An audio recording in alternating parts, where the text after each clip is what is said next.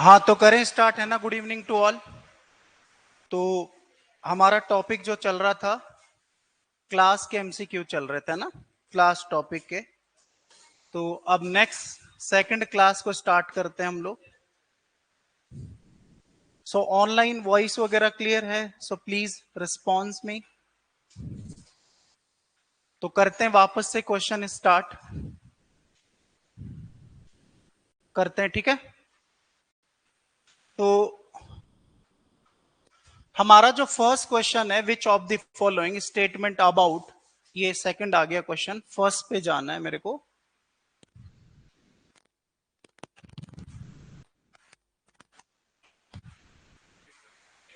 हाँ डिलीट कर देंगे बाद में।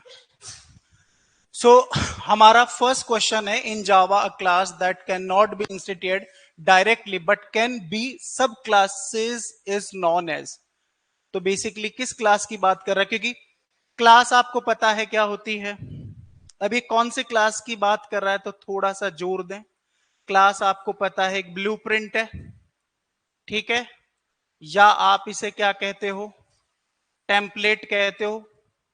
थोड़ा सा जोर दो कि ऐसी कौन सी क्लास है जिसका हम क्या नहीं कर सकते, ऑब्जेक्ट इनिशियलाइज नहीं कर सकते, ऑब्जेक्ट इनिशियलाइज नहीं किया जाता है, जिसका आप ऑब्जेक्ट इनिशियलाइज नहीं कर सकते। आ रही है बात समझ में? तो बाकी और आप देख सकते हैं। तो यहां पे अब देखिए मेरे पास जो क्लासेस हैं, फाइनल क्लास हो गई। अब फाइनल क्लास अगर मैं बना रहा हूं एग्जाम्पल के तौर पे, अगर आपने फाइनल क्लास बनाई, फाइनल क्लास ए, तो आप इसका ऑब्जेक्ट बना सकते हो, बट इसको इनहेरिट नहीं कर सकते। क्या नहीं कर सकते? इसका ऑब्जेक्ट तो बन सकता है। कैसे बनेगा? A suppose R is equal to new constructor of A, तो ऑब्जेक्ट तो बना जा सकता है, बट क्या नहीं हो सकता, बट इनहेरिट नहीं होगी। ये इनहेरिट नहीं होगी, लेकिन इसका क्या बन जाएगा, ऑब्जेक्ट बन जाएगा। दूसरा, अगर मैं बात करूं तो यहां पे जो एब्स्ट्रैक्ट क्लास है, उसका आप क्या नहीं कर सकते, यहां पे ऑब्जेक्ट इनिशियलाइज नहीं कर सकते। अगर आपके पास कोई एब्स्ट्रैक्ट क्लास है, अगर आपने एब्स्ट्रैक्ट क्लास ले ली सपोज एक्स, और इसका आप ऑब्जेक्ट बनाना चाह रहे हैं डायरेक्ट, तो ये ऑब्जेक्ट क्रिएट नहीं होगा। अगर आप डायरेक्ट इसका ऑब्जेक्ट बना रहे हैं तो आप ऑब्जेक्ट इनिशियलाइज नहीं कर सकते। किसका? एब्स्ट्रैक्ट क्लास का। तो क्वेश्चन भी हमसे ही पूछा जा रहा है, अगर मैं एब्स्ट्रैक्ट क्लास का ऑब्जेक्ट नहीं बना सकता, तो मुझे इसको क्या करना पड़ेगा, किसी अदर क्लास के साथ इज अ रिलेशनशिप क्रिएट करना पड़ेगा। किसी अदर क्लास के साथ क्या करना पड़ेगा, इज अ रिलेशनशिप क्रिएट करना पड़ेगा। तब जाके आप क्या यूज कर सकते हो, एब्स्ट्रैक्ट क्लास को यूज कर सकते हो। तो आंसर तो हमारा क्या होगा, बी होगा। अब बात करते हैं स्टैटिक। तो स्टैटिक का जो ऑब्जेक्ट है वो बनाया जा सकता है, मतलब उसको क्या किया जा सकता है, ऑब्जेक्ट क्रिएट किया जा सकता है। मतलब यहां पे ऑब्जेक्ट को इनिशियलाइज किया जा सकता है, इनिशियलाइज किया जाता है। लेकिन कैसे किया जाता है, क्योंकि स्टैटिक जो क्लास है ना, वो हमेशा किसी आउटर क्लास के अंदर डिक्लेयर होगी। मतलब अगर मैंने कोई स्टैटिक क्लास ले ली तो उसको डिक्लेयर कहां पे करोगे, आउटर क्लास के अंदर करोगे। दैट मींस ये कैसी क्लास होगी, मेरी इनर क्लास होगी। आ रही है बात समझ में? तो जब ये इनर क्लास होगी तो इसका ऑब्जेक्ट कैसे बनेगा वो समझना है। तो इसका जो ऑब्जेक्ट बनेगा वो कैसे बनेगा, देखिए यहां पे कुछ पॉइंट हैं स्टैटिक क्लास को लेके। अगर मैं स्टैटिक क्लास की बात कर रहा हूं तो यहां पे ध्यान देना, स्टैटिक क्लास, स्टैटिक क्लास को as a inner class use किया जाता है, as a inner class use किया जाता है। इसको हमेशा कैसे किया जाता है, as a inner class use किया जाएगा। अगर मेरे पास यहां पे दो क्लासेस हैं, फॉर एग्जांपल यहां पे मेरे पास सपोज क्लास ए है, क्लास बी है, तो ये मेरी कैसी हो जाएगी, आउटर क्लास होगी, और ये मेरी कैसी होगी, इनर क्लास होगी। अब बात आती है कि सर अगर इनर और आउटर का जो कॉन्सेप्ट है, क्या इनर क्लास हमेशा स्टैटिक होना है? नहीं, ऐसा जरूरी नहीं है कि इनर क्लास आपकी कैसी हो, स्टैटिक हो। लेकिन अगर स्टैटिक क्लास यूज करेंगे तो उसे हम कहां पे यूज करेंगे, इनर में यूज करेंगे। अब मैं इसका ऑब्जेक्ट बनाना चाहूंगा, किसका, बी क्लास का, तो उसका ऑब्जेक्ट कैसे बनेगा, जब आउटर क्लास यहां पे परमिट करेगा।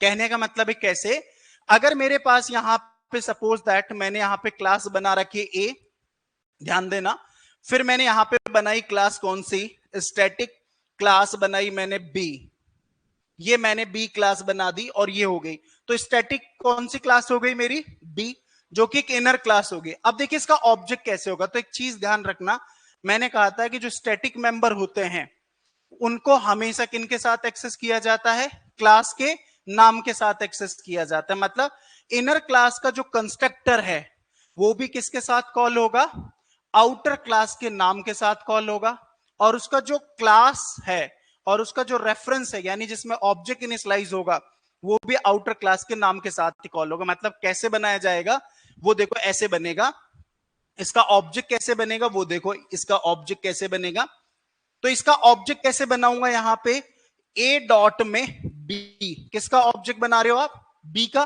तो बी कैसी है, स्टैटिक है, तो स्टैटिक मेंबर कोई भी हो। अब देखिए जाए तो क्लास ए का ये बी क्या है, एक मेंबर है, अगर स्टैटिक मेंबर है तो किसके साथ एक्सेस होगा, क्लास के नाम के साथ ही एक्सेस होगा, तो बी मेंबर को किसके साथ एक्सेस कर रहा हूं, क्लास के नाम के साथ एक्सेस कर रहा हूं, ऑब्जेक्ट का नाम क्या रख दिया मैंने, एक्स, अब इजिकल टू न्यू, अब मुझे इसका कंस्ट्रक्टर भी अगर कॉल करना है तो मुझे किसका यूज करना पड़ेगा, ए का, तो मतलब यहां पे कैसे यूज करूंगा, ए डॉट में बी, तो इस तरह से आप इसका क्या कर दोगे, ऑब्जेक्ट डायरेक्ट इनिशियलाइज कर सकते हो। तो कहने का मतलब है स्टैटिक क्लास का भी ऑब्जेक्ट डायरेक्ट क्या हो जाएगा, इंस्टिट्यूट हो जाएगा, दैट मींस इनिशियलाइज हो जाएगा। तो हमसे क्वेश्चन में यही पूछा गया था, क्या स्टैटिक हो जाएगा, बिल्कुल स्टैटिक हो जाएगा। प्राइवेट क्लास, यहां पे अब देखिए प्राइवेट क्लास का जो ऑब्जेक्ट है वो डायरेक्ट आउटसाइड द क्लास नहीं हो सकता, लेकिन इनसाइड तो हो सकता है। भाई इसने कहा कि अगर कोई प्राइवेट क्लास है तो अगर आपने प्राइवेट क्लास बना दी तो आउटसाइड द क्लास क्या नहीं होगा, ऑब्जेक्ट नहीं होगा, लेकिन इनसाइड तो हो सकता, दैट मींस हम डायरेक्ट इनिशियलाइज तो कर सकते हैं। तो जिसका नहीं हो सकता वो कौन सी क्लास होगी, यहां पे उस क्लास का नाम क्या होगा, यहां पे बी होगा। तो बाकी जितनी भी क्लास है मैंने उसके बारे में बता ही दिया।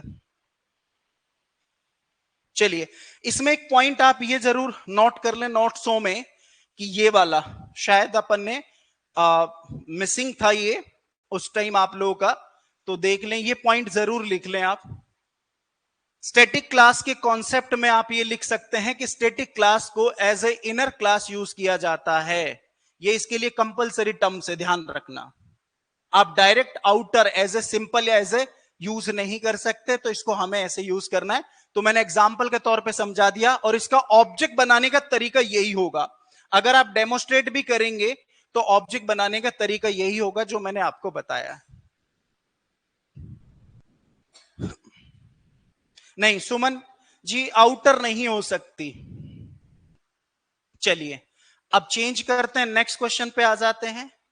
तो नेक्स्ट क्वेश्चन है, आज भी हमारे क्लास टॉपिक सही है, which of the following statement about abstract class in Java is true. तो एब्स्ट्रैक्ट क्लास के बारे में अब देखिए मैंने पहले भी बताया था, अगर एब्स्ट्रैक्ट क्लास की बात कर रहा है तो अभी बहुत सारी बातें पिछली कॉन्सेप्ट में सीख के आगे। इसका जो यूज होता है ना वो किसके लिए होता है, कि हमें क्या करना है, अचीव करना है क्या, एब्स्ट्रैक्शन को। किसको अचीव करना है हमें, एब्स्ट्रैक्शन को। और एब्स्ट्रैक्शन क्या होता है, एक ओप्स कॉन्सेप्ट होता है। क्या होता है, ओप्स कॉन्सेप्ट होता है, जिसमें हम क्या करते हैं, डेटा हाइडिंग करते हैं। हम यहां पे डेटा हाइडिंग प्रोसेस होता है, ये क्या होता है, डेटा हाइडिंग प्रोसेस होता है। और इस डेटा हाइडिंग प्रोसेस के लिए हम किसका यूज करते हैं, एब्स्ट्रैक्ट क्लास का। अब देखिए एब्स्ट्रैक्ट क्लास की बहुत सारी बातें आपने सीख ली, फिर भी ऑप्शंस पे चलते हैं। ट्रू बात, हमें सत्य बात मतलब सही बात की बात कर रहे हैं, यहां पे हमें सही बात का पता करना है। तो यहां पे हमसे कहा है कि N abstract class can B instituted, तो यहां पे क्या वही चीज कह रहा है कि क्या वो डायरेक्ट ऑब्जेक्ट क्रिएट कर सकती है क्या, तो बात सत्य है क्या, सत्य नहीं है, जिसके आगे क्या कर देंगे, क्रॉस कर देंगे, मतलब ये गलत है, फोल्स है। ये हमारी कैसी हो गई, फोल्स हो गई। N abstract class can not have any abstract method, तो भैया एब्स्ट्रैक्ट क्लास ध्यान देना, जो एब्स्ट्रैक्ट क्लास होती है ना, एब्स्ट्रैक्ट क्लास यहां पे क्लास हैविंग एब्स्ट्रैक्ट और नॉन एब्स्ट्रैक्ट मेथड्स, मतलब इसके पास एब्स्ट्रैक्ट मेथड और नॉन एब्स्ट्रैक्ट तो होते ही होते हैं, क्योंकि एब्स्ट्रैक्ट क्लास को बनाया किसके लिए गया है, कि हम इसमें क्या डिक्लेयर या क्या रख सकें, एब्स्ट्रैक्ट रख सकें। तो इसने तो कहा कि आप एब्स्ट्रैक्ट नहीं रख सकते कोई भी, तो ये भी कैसी बात है हमारी, फॉल्स बात है। उसके बाद an abstract class can extend multiple classes, तो क्या मल्टीपल क्लासेस है, तो Java does not support multiple inheritance. तो यहां पे ध्यान देना, Java does not support, Java does not support multiple, multiple कह दो या मल्टीपाथ कह दो, मल्टीपाथ इनहेरिटेंस। तो जावा यहां मल्टीपल और मल्टीपाथ इनहेरिटेंस को सपोर्ट नहीं कर सकता, तो ये भी आपका पॉइंट कैसा हो गया, फॉल्स हो गया। लास्ट बचता है N abstract class can content both abstract और नॉन एब्स्ट्रैक्ट मेथड, तो आंसर आपका डी हो जाएगा। तो ये आपकी एब्स्ट्रैक्ट क्लास को लेके और एक क्वेश्चन था। Next, which types of class cannot be instituted and is used as a blueprint for other classes। देखिए किसी क्लास का अगर कोई ब्लूप्रिंट की बात कर रहा है ना, क्लास के ब्लूप्रिंट की अगर मैं बात करूं तो ब्लूप्रिंट यहां पे दो ही होते हैं, या तो इंटरफेस को कहा गया है और या किसको कहा गया है, एब्स्ट्रैक्ट क्लास को कहा गया है। अब देखिए ब्लूप्रिंट क्यों कहा गया, उसका रीजन मैं बता देता हूं। जैसे एक एग्जांपल लेते हैं, अगर हम एक एग्जांपल लेते हैं, मेरे पास एक एब्स्ट्रैक्ट क्लास है, मेरे पास एक एब्स्ट्रैक्ट क्लास है सपोज ए, ध्यान देना, एक मेरे पास यहां पे क्लास है सिर्फ बी। अगर मैं सेव करूंगा तो ए डॉट जावा होगी, ठीक है, और यहां पे बी डॉट जावा ही होगी। तो मतलब फाइल एक्सटेंशन दोनों का क्या है, सेम है, बट यहां पे जो प्रॉपर्टी है ना वो थोड़ी सी चेंज हो जाती है। और उसके बाद जैसे हम यहां पे जावा सी लगाते हैं तो हमें यहां पे ए डॉट क्लास मिलेगा और यहां पे क्या मिलेगा, बी डॉट क्लास मिलेगा। और दोनों ही कहां पे लोड होंगी, लोड कहां पे हो जाएंगी, जेवीएम में। मतलब दोनों ही क्लासिंग जो क्लासेस है उनका जो काम होता है, जो लोड होती है, उनका प्रोसेस क्या होता है, बिल्कुल सेम होता है। मतलब एक ही ब्लूप्रिंट है। जैसे आपके पास कोई मार्कशीट है, उसकी फोटोकॉपी, एक ओरिजिनल हो गया, एक फोटोकॉपी हो गया।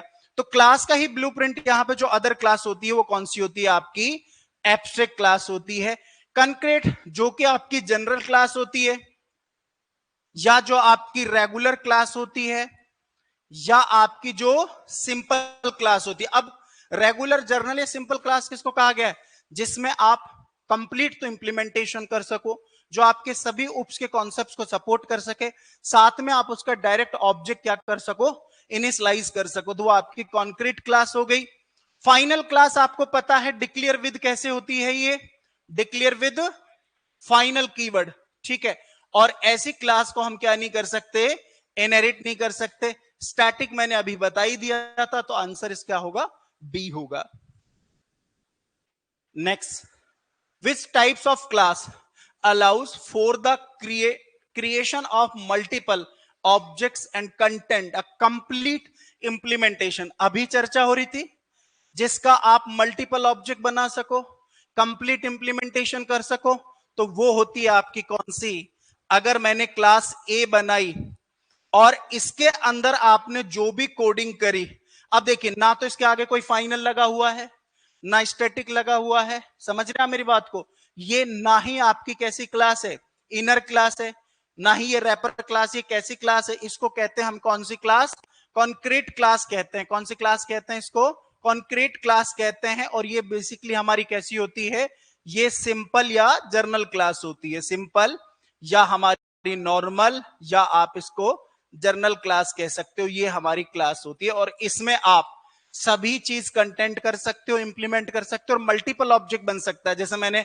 R1 is equal to new constructor of पहला ऑब्जेक्ट बना लिया, ऐसे यहां पे R2 is equal to new constructor of A, फिर से ऑब्जेक्ट बना लिया, डॉट डॉट आप यहां पे n ऑब्जेक्ट्स क्रिएट कर सकते हो किसी भी कॉन्क्रीट क्लास का। लेकिन इसका डायरेक्ट ऑब्जेक्ट बन सकता है, बन सकता है अभी सीखा, यही तो चीज सीखनी हमें, किसमें क्या है, लेकिन क्या नहीं होगा, इनहेरिट नहीं होगा। इसका डायरेक्ट ऑब्जेक्ट नहीं बनेगा, इसका डायरेक्ट ऑब्जेक्ट बनेगा, बट डिक्लेयर जो होगी, वो डिक्लेयर जो होगी वो एज ए इनर क्लास होगी। कैसे होगी, एज ए इनर क्लास होगी। सभी क्लासेस के बारे में डिफरेंशिएट क्लियर हो रहा है, मतलब कौन सी क्लास कैसे काम कर रही है, बस यही हमें चीजें दिमाग में रखनी है। चलिए बहुत अच्छी बात है, बिल्कुल। नेक्स्ट बढ़ते हैं। हाँ जी, कुछ पूछ रहे हो? बिल्कुल। फाइनल क्लास, हाँ कर सकते हैं, लेकिन एक पॉइंट है इसमें, कंटेंट्स अ कंप्लीट इंप्लीमेंटेशन। कैसे complete implementation, how can possible? But this, ये जो क्लास है ये इनहेरिट तो सपोर्ट ही नहीं कर रही उसके कंसेप्ट्स को। एक्चुअल में ऑब्जेक्ट ओरिएंटेड प्रोग्रामिंग वही होती है जो सपोर्ट करती है आपके सारे कॉन्सेप्ट्स को। ऐसी और भी लैंग्वेज होती हैं जो ऑब्जेक्ट बेस होती है, जो आपके जैसे आपने देखा होगा कि पॉलीमॉर्फिज्म को तो सपोर्ट नहीं करती लेकिन क्लास को पढ़ती है। ऐसे क्वेश्चन आते हैं आपके। तो आप समझे कि कंप्लीट इंप्लीमेंटेशन कहां है। जब आपका इनहेरिटेंस फंस गया, मैं आपको बता दूं उप्स के जो कॉन्सेप्ट है, अगर इज अ रिलेशनशिप नहीं है दो क्लासेस में, तो पॉलीमॉर्फिज्म अचीव नहीं होगा, एब्स्ट्रैक्शन भी अचीव नहीं होगा। समझ रहे हैं मेरी बात को? तो कंप्लीट इंप्लीमेंटेशन नहीं होगा। है ऑब्वियसली बात है, अगर मैं इससे 100% काम कर रहा हूं तो इससे 70% ही हो रहा है। इज अ रिलेशनशिप नहीं बन रहा ना, तो जब इज अ रिलेशनशिप नहीं बन रहा तो क्या आप एब्स्ट्रैक्शन अचीव कर पाओगे? क्या नहीं कर पाओगे। पॉलीमॉर्फिज्म का रन टाइम पॉलीमॉर्फिज्म अचीव कर पाओगे? नहीं कर पाओगे। लेकिन इस क्लास से आप सब कर पाओगे। That's why we can say कि ये क्या करती है, ऑल कंटेंट इंप्लीमेंटेशन करती है। इस वजह से हम इसको एक जर्नल या नॉर्मल क्लास भी कहते हैं। ठीक है, नेक्स्ट। नेक्स्ट है हमारा, विच types of class can have only static members and can not be stated. अब यहां पे आंसर सीधा आपको दिखना चाहिए, कौन सी क्लास की जो जिसमें कैसे हो, स्टैटिक ही हो, उसका क्या हो। हाँ, दैट मीन्स डायरेक्ट ऑब्जेक्ट यहां पे कैन नॉट बी इंस्टेटेड, मतलब दैट मीन्स इस क्वेश्चन में अब आपसे ये कह रहा है कि आप इसमें क्या करोगे, स्टैटिक मेंबर लोगे, लेकिन ये कह रहा है कि आप उसका डायरेक्ट ऑब्जेक्ट नहीं बना सकते। किस केस में कह रहा है वो समझो आप, कि अगर ये एज ए इनर है, तो एज ए इनर है, जैसे मैं आपको बोलूं कि यहां पे हमारे पास देखिए, इस क्वेश्चन को देखें, स्टैटिक मेंबर फाइनल में होंगे क्या? क्या स्टैटिक मेंबर एब्स्ट्रैक्ट में होंगे? क्या हो सकते हैं? अरे हो सकते हैं, मैं क्वेश्चन के आंसर पे आ रहा हूं। मुझे अभी आंसर में ये डबल लग रहा है, समझ रहे?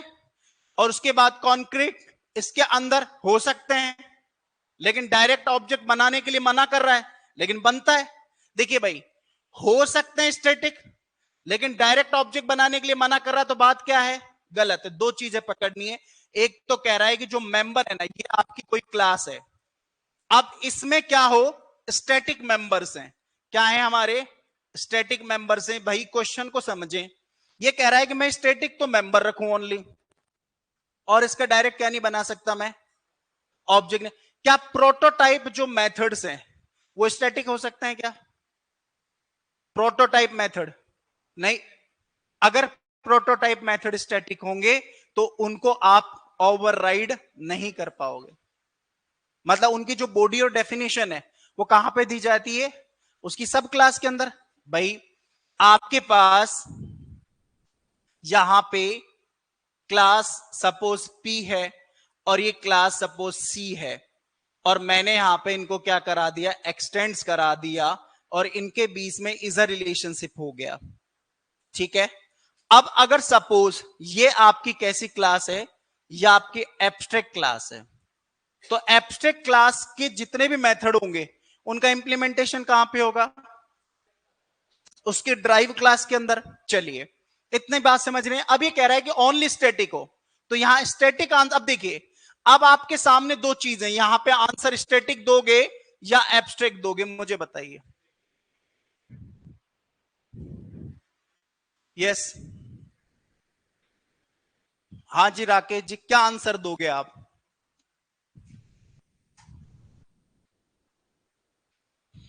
क्योंकि आप इसको दो तरीके से समझ रहे हो।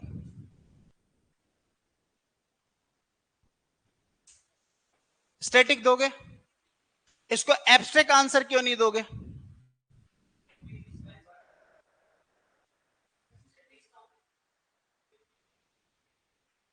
है?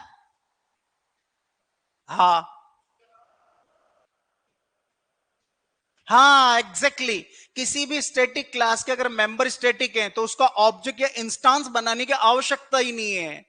इस वजह से आप इस क्वेश्चन का आंसर क्या दोगे, यहां पे डी दोगे। और दूसरी बात, एब्स्ट्रैक्ट क्लास क्यों नहीं दोगे उसका रीजन बताता हूं।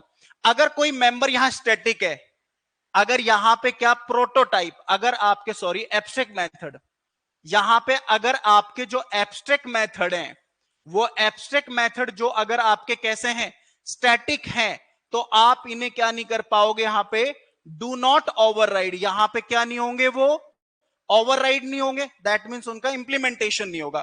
तो अगर आपने किसी एब्स्ट्रैक्ट क्लास के अंदर स्टैटिक रख दिए, दैट मींस उनका इंप्लीमेंटेशन पॉसिबल नहीं है। तो यहां पे जो ओनली स्टैटिक होंगे तो आंसर क्या होगा, यहां पे स्टैटिक होगा। किसी को कोई कंफ्यूजन है तो पूछ सकता है कि क्यों हम इस क्वेश्चन को होल्ड करके आंसर दिया। क्योंकि यहां पे जहां ऑब्जेक्ट नहीं बनने की बात आ रही तो सीधा आंसर क्या देता बच्चा, बी देता। लेकिन जहां स्टैटिक की बात आ रही वो कहां देता, यहां पे। लेकिन आप इससे एक बात रिलेट करो कि इसकी जरूरत ही नहीं है। समझ रहे हैं मेरी बात को। Next, which keyword is use to declare class as a final in Java. तो बहुत सिंपल है, देखिए किसी भी क्लास को, ये सारे क्या है हमारे, दीज आर जावा कीवर्ड्स, ये जावा के क्या हैं, कीवर्ड्स हैं। और यहां पे अगर इन कीवर्ड्स में अगर फाइनल लगाएंगे तो कौन सी क्लास कहलाएगी, स्टैटिक लगाएंगे तो कौन सी कहलाएगी, और अगर यहां पे एब्स्ट्रैक्ट लगाएंगे तो कौन सी कहलाएगी, और प्राइवेट लगाएंगे तो क्या कहलाएगी, प्राइवेट कहलाएगी। लेकिन यहां पे जो प्राइवेट है ना, वो हमारे एक एक्सेस मॉडिफायर भी होता है। क्या होता है, ये हमारा एक एक्सेस मॉडिफायर होता है। जावा में टोटल कितने एक्सेस मॉडिफायर होते हैं, टोटल 4 एक्सेस मॉडिफायर होते हैं। 4 एक्सेस मॉडिफायर होते हैं। कौन कौन से होते हैं, जब पढ़ाऊंगा टॉपिक बताऊं फिर बता। डिफॉल्ट, दूसरा प्राइवेट, तीसरा हमारा पब्लिक, और चौथा हमारा प्रोटेक्टेड हो गया। ये हमारे पास क्या होंगे, 4 होंगे। तो आंसर सिंपल क्वेश्चन है, सिंपल आंसर है इसका। नेक्स्ट,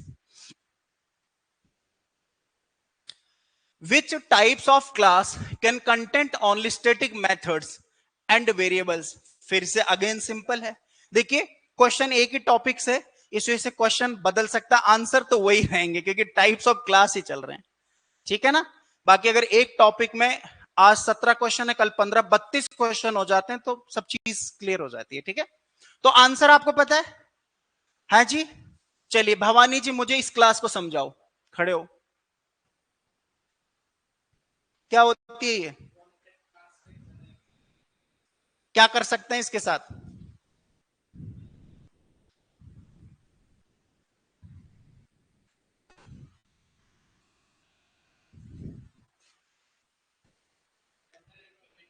अरे तेरा ब्रेन अब नहीं चल रहा तो एग्जाम में कैसे चलेगा। क्या कर सकते हैं, जर्नल क्या, support all types of property and oops concepts, ठीक है। चलिए अब यहां पे कौन सी होगी, जो स्टैटिक है वो कौन सी होगी, स्टैटिक। फिर से स्टैटिक का बता देता हूं इसको, ये डिक्लेयर, ध्यान देना, declare only as a inner class, as a inner class इसको किया जाएगा। अगर ये मेरी स्टैटिक है तो इसके ऊपर क्या होनी चाहिए, एक आउटर क्लास होनी चाहिए। क्या होनी चाहिए, आउटर क्लास होनी चाहिए, और ये आपकी क्या होगी, इनर क्लास होगी, ठीक है। और इसका ऑब्जेक्ट बनाने का तरीका मैंने बता ही दिया था पहले वाले क्वेश्चंस में। In Java what is the purpose of final class, final class का पर्पस क्या है। देखिए अब मैं आपको बताऊं, अगर हम जावा के सॉफ्टवेयर की बात करें, क्या आंसर दिया आपने, अभी ए और बी में कंफ्यूज, फिर अगर आप जावा की बात करें, जावा में सॉफ्टवेयर बना रहे हैं तो A class, B class, C class, dot dot N classes, कितनी होती है, एन क्लासेस। और ये सभी क्लासेस की जो प्रॉपर्टी है ना, और जो बेसिकली स्कोप है वो सबका डिफरेंट है, सब डिफरेंट नाम से सेव हो रही है, सब डिफरेंट क्लासेस हैं, डॉट क्लास नाम से सेव हो रही है। लेकिन अगर आप इनके बीच में रिलेशनशिप बनाना चाहते हो तो आप यहां पे क्या करोगे, एक इनहेरिटेंस ऑप्स का कॉन्सेप्ट काम में लूंगा। अब एक प्रोजेक्ट में हमारे टीम लीडर ने कहा कि सी क्लास को हम किसी से इनहेरिट नहीं कराएंगे, क्योंकि सी में एक ऐसा कोड हमने किया हुआ है जो हम किसी से इनहेरिट ही नहीं कराना चाहते। समझ रहे? सपोज ये क्या कर रहा है, ये गेटिंग कर रहा है आपका आईपी एड्रेस। ये क्या कर रहा है, ये आपको ये आईपी एड्रेस की कोडिंग हो रखी है। अब हम ये चाहते हैं कि ये क्लास किसी के साथ इनहेरिट ना हो, तो आपके पास क्या समाधान होगा कि मैं उस क्लास को क्या बना दूं? तो डेवलपर क्या करेगा, इसको डिक्लेयर करेगा, डिक्लेयर एज ए फाइनल। तो इसको डेवलपर फाइनल बना देगा। अब बात करते हैं, हम इसी वजह से यही पर्पज है कि हम किसी भी क्लास के साथ इनहेरिट ना कर सके उस क्लास को, या रिलेशनशिप ना बना सके, तो उसको कैसा बना दो आप, फाइनल बना दो। अब बात आती है कि ये method overriding. Sir method overriding तब होती है जब दो क्लासेस के बीच में क्या हो जाए, यहां ए और बी के बीच में क्या हो जाए, इज अ रिलेशनशिप हो जाए। समझ रहे? तो पहला मुद्दा क्या है, इज अ रिलेशनशिप। भाई इज अ रिलेशनशिप हो जाएगा, फिर उसके बाद तो आप ओवरराइडिंग कर ही सकते हो। तो हमें यही तो नहीं कराना है, तो उसके लिए मैं इसको क्या बना दूं, फाइनल क्लास बना दूं। तो ये नहीं होगा। उसके बाद टू प्रिवेंट क्लास इनहेरिटेंस, तो आंसर यही होगा। To prevent method overloading, overloading तो आप कर सकते हो चाहे फाइनल हो या स्टैटिक हो, कैसी भी क्लास हो, ओवरलोडिंग तो हो सकती है हमारी। तो ये आंसर नहीं है। और ऑब्जेक्ट क्रिएशन, तो ऑब्जेक्ट तो क्रिएट कर ही सकते हो आप। अगर आपने फाइनल क्लास बना दी तो उसका क्या हो जाएगा, ऑब्जेक्ट डायरेक्ट क्रिएट हो ही सकता है। तो आंसर यहां पे क्या होगा, बी होगा। which types of class which types of class suitable for creating utility method that do not depend on instance variable। अब देखिए इंस्टेंस वेरिएबल किसको कहा गया है, एग्जांपल कराया था लास्ट क्लास के अंदर। अगर मैं यहां पे कोई क्लास ले रहा हूं A are is equal to new constructor of A, so this is instance variable, this is instance variable. अब मुझे ये सोच के बताओ ऐसी कौन सी क्लास है जो अपनी यूटिलिटी मेथड या उसके अंदर जो भी कोड है उसके लिए उसको इंस्टेंस वेरिएबल की आवश्यकता नहीं होती, और वो कौन सी क्लास होगी, हमारी स्टैटिक क्लास होगी। क्यों? क्योंकि स्टैटिक क्लास मेंबर्स, मैं आपको बताऊं, स्टैटिक क्लास यहां पे static class and class members are access with outer class name.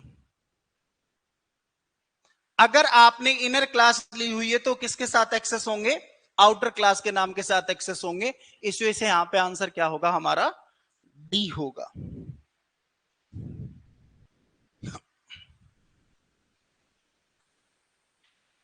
Next, in Java which keyword is used to indicate that a class can be accessed without creating an instance of a class। Question का language बदली लेकिन answer ले दे के कहां पहुंचा, static के concept को इशारा कर रहा है। किसके कॉन्सेप्ट को इशारा कर रहा है, स्टैटिक। क्योंकि स्टैटिक के लिए हमें किसकी जरूरत नहीं होती, इंस्टेंस। यानी स्टैटिक क्लास के लिए, स्टैटिक क्लास के लिए इंस्टेंस वेरिएबल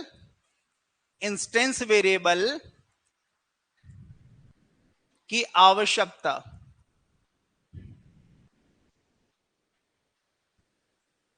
स्टैटिक क्लास के लिए इंस्टेंस वेरिएबल की जरूरत नहीं होती है, because static class and member are access with outer class name. Outer class के नाम से एक्सेस होंगे, तो आंसर यहां पे क्या होगा, स्टैटिक होगा। जो आउटर क्लास होगी ना उसका नाम मिलेगा। देखिए समझाता हूं कैसे। ये हमारी क्लास है एक्स, और ये मेरी क्लास है सपोज क्या, वाई, और ये कैसी है मेरी, स्टैटिक है। अब अगर मुझे इसके साथ कोई भी काम करना है ना, तो मैं कैसे करूंगा, एक्स डॉट में वाई। अरे बात समझ में? तो आउटर क्लास के नाम के साथ ही हमें काम करना है। Which types of class can be instantiated directly. तो यहां पे कौन सी क्लास आपकी यहां पे डायरेक्ट ऑब्जेक्ट को इनिशियलाइज करती है। तो यहां पे अगर देखिए, हमें यहां पे किसकी बात करी जा रही है, हम यहां पे डायरेक्ट क्या करें, direct class object initialization, class object initialization की बात करी जा रही है। तो देखिए यहां पे डायरेक्ट विदाउट एनी रेस्ट्रिक्शंस, तो वो कौन सी क्लास होगी यहां पे, बिल्कुल। और यहां पे क्या कर सकते हो, ऑल इंप्लीमेंटेशंस, यहां पे आप सारे इंप्लीमेंटेशंस भी कर सकते हो, ठीक है। बाकी स्टैटिक को करोगे तो आउटर के साथ होगा, देन यहां पे एब्स्ट्रैक्ट को कर ही नहीं सकते। फाइनल को आप कर सकते हो डायरेक्टली, लेकिन फाइनल से बेस्ट जो होगी वो कौन सी होगी, कौन, हाँ जी क्या कह रहे हो, लास्ट वाले क्वेश्चन में क्वेश्चन घुमाऊं,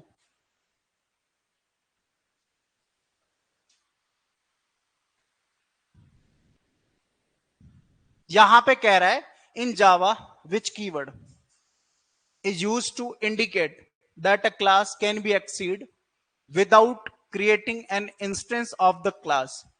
मतलब उसका ऑब्जेक्ट बनाए बिगर उसको हम क्या करने की बात कर रहे हैं, एक्सेस करने की बात कर रहे हैं। सर उसके लिए इजर रिलेशनशिप क्रिएट करना पड़ेगा। अगर आपको एब्स्ट्रैक्ट क्लास का कंसेप्ट यूज करोगे ना युवराज जी, तो विदाउट इज रिलेशनशिप नहीं होगा। इस वजह से मैंने लास्ट का क्वेश्चन जो डाला है ना, मतलब एक दो पहले, वो एब्स्ट्रैक्ट को लेके डाला है।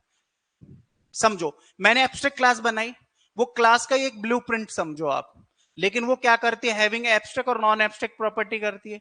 उसको यूज कब ले पाओगे, जब आपके पास क्या हो, इजर रिलेशनशिप हो।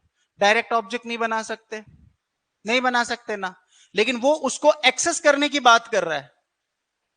हाँ विदाउट ऑब्जेक्ट, तो विदाउट ऑब्जेक्ट इंस्टेंस वेरिएबल अगर एक्सेस करने की बात कर रहा है, तो यहां पे हम किसकी बात कर रहे हैं सर, स्टैटिक की क्यों कर रहे हैं, क्योंकि मैं उसको ऑब्जेक्ट इनिशियलाइज कर लूंगा, किसको कर लूंगा, लेकिन जब आप एब्स्ट्रैक्ट क्लास में करोगे तो आपने कंसेप्ट याद कराया मैंने, जब पेरेंट क्लास होती है ना और चाइल्ड क्लास होती है, दोनों का रिलेशनशिप होता है, तो भैया पहले कंस्ट्रक्टर किसका कॉल होता है, पेरेंट। दैट मीन्स इंप्लीमेंटेशन तो हो रहा है लेकिन इंप्लिसिट हो रहा है। क्या कह रहे हो, देखो ऐसे अगर आपने दो रिलेशनशिप बनाए ए और बी के बीच में, आपने इज अ रिलेशनशिप बनाया, तो हमने इस रिलेशनशिप में क्या सीखा था, जब इनहेरिटेंस विद कंस्ट्रक्टर की बात करी थी, तो बी का जब मैं कंस्ट्रक्टर कॉल करूंगा, बी और ए है मेरे पास, तो कौन सा कंस्ट्रक्टर सबसे पहले कॉल हो रहा है, तो दैट मीन्स इंप्लीमेंटेशन हो रहा है, लेकिन कैसे हो रहा है, इंप्लिसिट हो रहा है। अब मैंने यहां पे एक्स और वाई लिया, तो जब मैं इसका ऑब्जेक्ट बनाऊंगा, एक्स डॉट यहां पे Y r is equal to new, यहां एक्स डॉट वाई, तो देख मैंने इसका जब ऑब्जेक्ट इंप्लीमेंट किया, तो मैं इसका जो ऑब्जेक्ट है, क्वेश्चन क्या पूछ रहा है कि यहां पे विदाउट इंस्टेंस, तो अब मैंने यहां पे एक इंस्टेंस बना तो लिया, समझ रहे हैं मेरी बात को, लेकिन किसके साथ बनाया, आउटर क्लास के साथ। लेकिन अगर मैं नहीं भी बनाऊंगा ना, तो भी मैं एक्सेस कर सकता हूं। स्टैटिक मेंबर एक्सेस नहीं होंगे क्या, क्या कह रहे हो,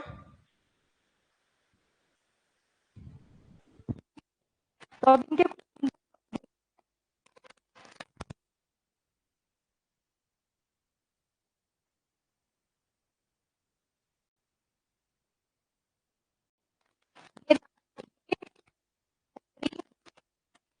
वन एम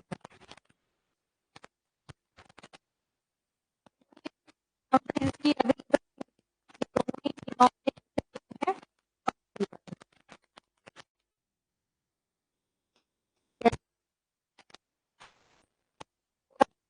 मिलेगी माइनस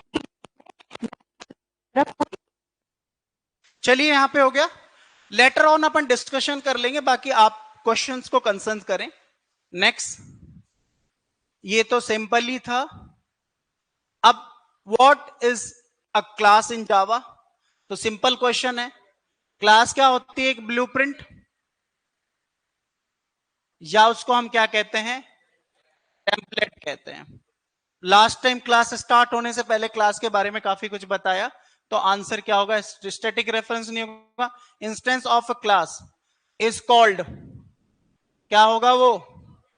एग्जैक्टली क्या कहेंगे उसको? हम ऑब्जेक्ट कहेंगे। रैपर क्लास क्या काम करती हैं वो हमें समझना है। एक हमारे पास एक रैपर क्लास भी होती है जावा में।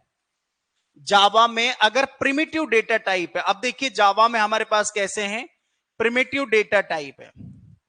अब प्रिमिटिव डेटा टाइप में आपके कौन से हो गए? जैसे इंटीजर हो गए, आपके यहां पे फ्लोट डेटा टाइप हो गए, ये आपके क्या हैं? प्रिमिटिव डेटा टाइप्स हैं। ये अगर एज ए क्लास यूज होते हैं, अगर इन डेटा टाइप को हम कैसे यूज करते हैं? एज ए क्लास यूज किया जाता है, एज ए क्लास यूज किया जाता है, तो रैपर क्लासेस कहलाती हैं। तो क्या कहलाती हैं? रैपर क्लासेस कहलाती हैं। अब देखिए कैसे यूज किया जाता है वो देखो आप। जैसे यहां पे एक मेथड यूज करना चाहूंगा इंटीजर क्लास का, तो integer class integer dot parse int, parse int, तो ये हमारी हो गई एक इंटीजर क्लास, और इसका जो मेथड हो गया वो कौन सा हो गया? पार्स इंट हो गया।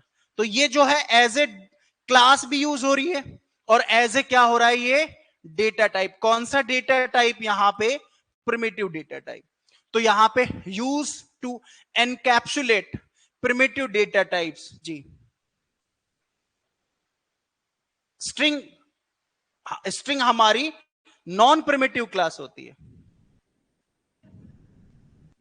उसको हम कंसीडर करते हैं रैपर क्लास में, लेकिन नॉन प्रिमिटिव होगी। ठीक है, तो यहां क्या? स्ट्रिंग, स्ट्रिंग नॉन प्रिमिटिव होती है, रैपर का देखते हैं, बाकी नॉन प्रिमिटिव होती है। ठीक है, स्ट्रिंग को प्रिमिटिव में काउंट नहीं करेंगे। स्ट्रिंग ध्यान देना, जो स्ट्रिंग है ना वो नॉन प्रिमिटिव में आएगी।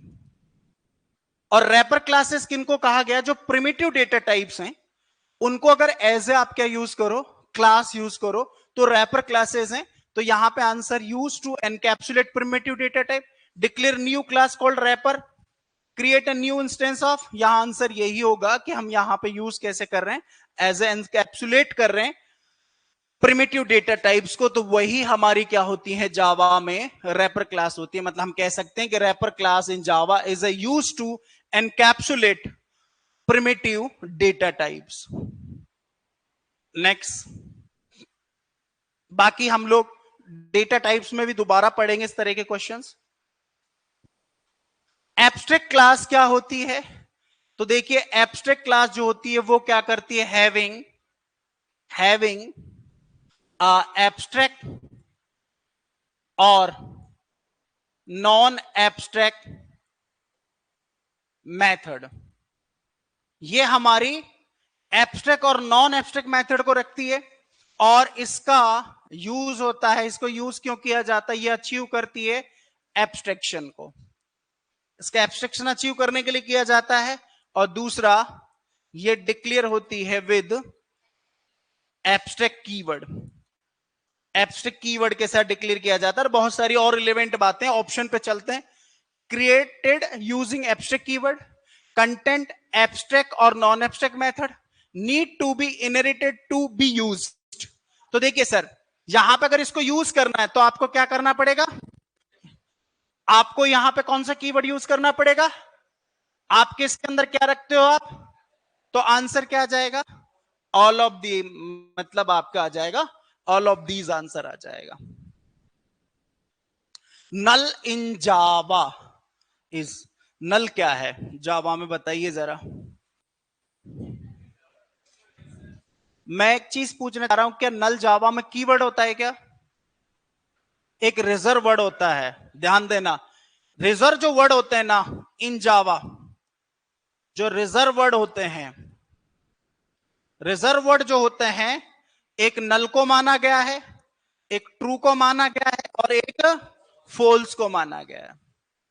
आ रही है बात समझ में? ये चीज लिख लेना भाई, ये बात मैं इस वजह से लिखा रहा हूं आपको पता हो कि जावा में नल को कीवर्ड नहीं माना गया है, नल को क्या माना गया है? रिजर्व वर्ड माना गया है, जो कि ट्रू फॉल्स भी होते हैं। ये रिजर्व वर्ड होता है, एक लिटरल वैल्यू होती है, बिल्कुल ये लिटरल वैल्यू भी होती है आपकी नल। और यूज इन एक्सेप्शन हैंडलिंग, बिल्कुल इसका यूज एक्सेप्शन हैंडलिंग में भी किया जाता है, जैसे नल पॉइंटर एक्सेप्शन हैंडलिंग हो गई आपकी। तो आंसर क्या होगा आपका? ऑल ऑफ दीज होगा। नल मींस क्या हो गया? नल मींस नगण्य जीरो, जिसको आप जीरो ना मानो लेकिन नगण्य मानो। दैट मींस यहां पे ये हो जाएगा। तो यहां पे नल क्या होता है? बेसिकली एक रिजर्व वर्ड हो गया, लिटरल वैल्यू हो गई। अच्छा, नल को कौन सा डेटा टाइप रिप्रेजेंट करता है? स्ट्रिंग। स्ट्रिंग की डिफॉल्ट वैल्यू क्या होती है? हाँ, ध्यान देना, स्ट्रिंग की डिफॉल्ट वैल्यू नल होती है। क्या होती है? नल होती है।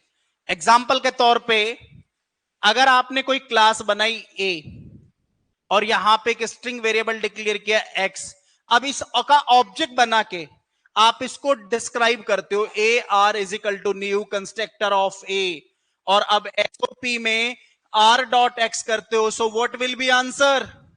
नल। ठीक है, क्योंकि हमने इसको इनिशियलाइज नहीं किया, तो बाय डिफॉल्ट किसको रिप्रेजेंट करेगा? ये नल को करेगा। जैसे इंटीजर किसको करता है जावा में? जीरो को। अब आ जाते हैं आपका, मैंने कहा कि हर बार 2 क्वेश्चन होंगे, अब इसको पढ़ के बताओ, मतलब करके बताओ। क्या कह रहा है ये? A program with show an example.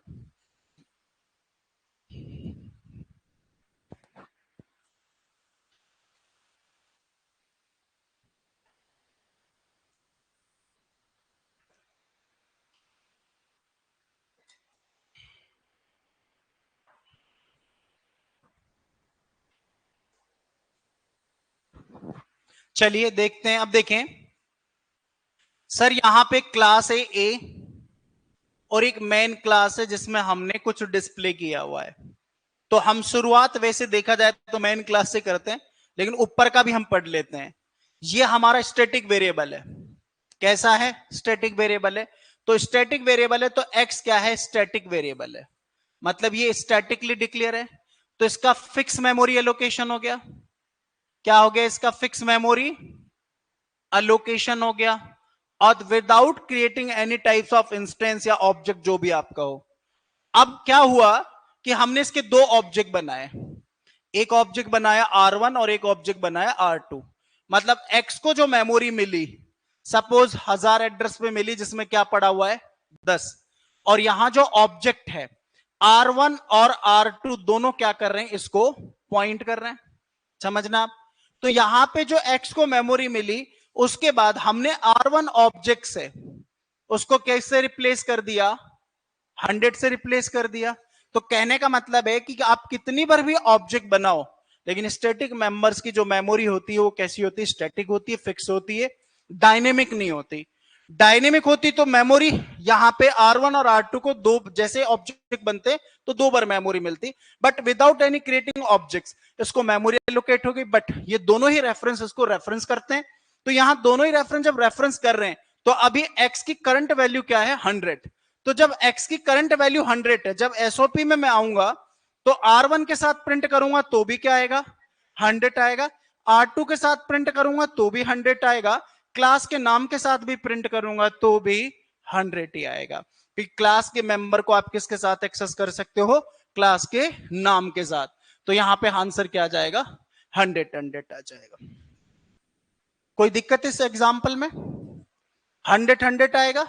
नाम के साथ आप ये मत सोचो ना कि 10 आएगा ना, 10 नहीं आएगा कि कभी हम ये आंसर दे दें, ये गलत है। तीनों के साथ ही क्या आएगा? आप इसका प्रैक्टिकल इंप्लीमेंट भी करोगे तो तीनों के साथ 100 ही आएगा। ठीक है, नेक्स्ट। ये हमारा example of static memory location था।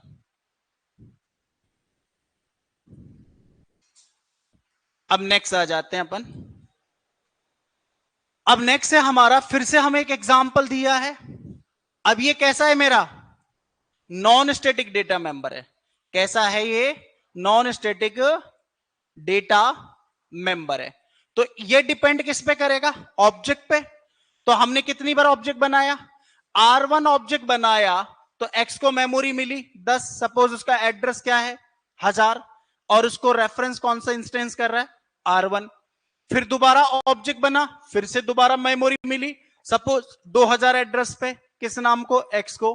अभी भी कितना है 10, सपोज इसको कौन पॉइंट कर रहा है, R2 पॉइंट कर रहा है। फिर हमने R1.X में 100 इनिशियलाइज कर दिया, मतलब इसमें हमने कितना इनिशियलाइज कर दिया 100। तो डायनेमिक मेमोरी लोकेशन में जितनी बार ऑब्जेक्ट बनता है उतनी बार क्लासेस के मेंबर्स को मेमोरी मिलती है। तो कहने का मतलब है इसका एड्रेस अलग है, इसका एड्रेस अलग है, तो आपने किस एड्रेस पे वैल्यू को अपडेट किया है, R1 ऑब्जेक्ट के साथ, ना कि R2 ऑब्जेक्ट के साथ। तो उसमें तो 10 रहेगा, इसमें क्या अपडेट हो गया 100। तो अब हम जब प्रिंट करने चले तो R1.X, तो यहां पे क्या मिलेगा 100 मिलेगा, और R2 इसमें क्या मिलेगा 10। तो यहां पे 100 और 10, आंसर क्या हो जाएगा, बी हो जाएगा। आ रही है बात समझ में।